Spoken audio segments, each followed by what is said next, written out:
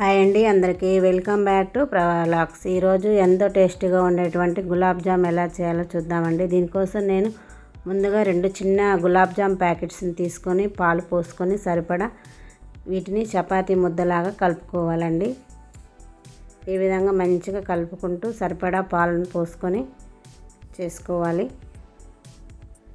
ఇప్పుడు ఇంకొన్ని పాలని యాడ్ చేసుకొని మంచిగా ముద్దలాగా చేసుకున్నామండి. దీన్ని టేస్ట్ అయితే చాలా బాగా వచ్చాయండి. మీరు కూడా ట్రై చేసి ఎలా వచ్చిందనేది కామెంట్ చేయండి. ఈ విధంగా ముద్దలా అయిన తర్వాత కొంచెం కొంచెం తీసుకొని 2 చేతుల మధ్యలో పెట్టుకొని ఈ విధంగా నలుపుతూ చిన్న రౌండ్స్ లాగా చేసుకొని మొత్తాన్ని ఈ విధంగా ఒక ప్లేట్లో పెట్టుకుందామండి. మీ ఇష్టం అండి, ఏ విధంగా నచ్చితే ఆ విధంగా చిన్న చిన్న బాల్స్ లా చేసుకోండి. ఇప్పుడు గ్యాస్ మీద ఒక ప్యాన్ పెట్టుకొని అందులో ఆయిల్ వేసుకొని డీప్ ఫ్రైకి సరిపడా ఆయిల్ కాగిన తర్వాత మనం రౌండ్స్గా చుట్టి పెట్టుకున్నటువంటి గులాబ్ జాములు మొత్తాన్ని ఆయిల్లో వేసుకొని స్లో ఫ్లేమ్లో పెట్టుకొని మంచిగా కలుపుకుంటూ ఇవి గోల్డెన్ కలర్లో వచ్చే వరకు వేయించుకోవాలండి. గులాబ్ జాముల్ని ఆయిల్కి సరిపడా వేసుకుంటున్నాను.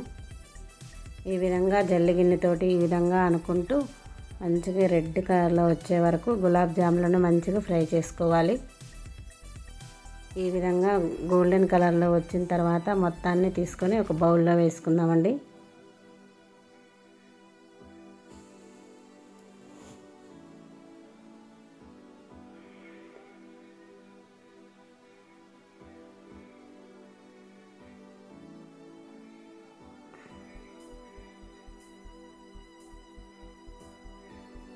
మిగతా వాటిని కూడా మొత్తాన్ని వేసుకొని డీప్ ఫ్రై చేసుకొని మొత్తాన్ని ఒక బౌల్లోకి తీసుకుందామండి.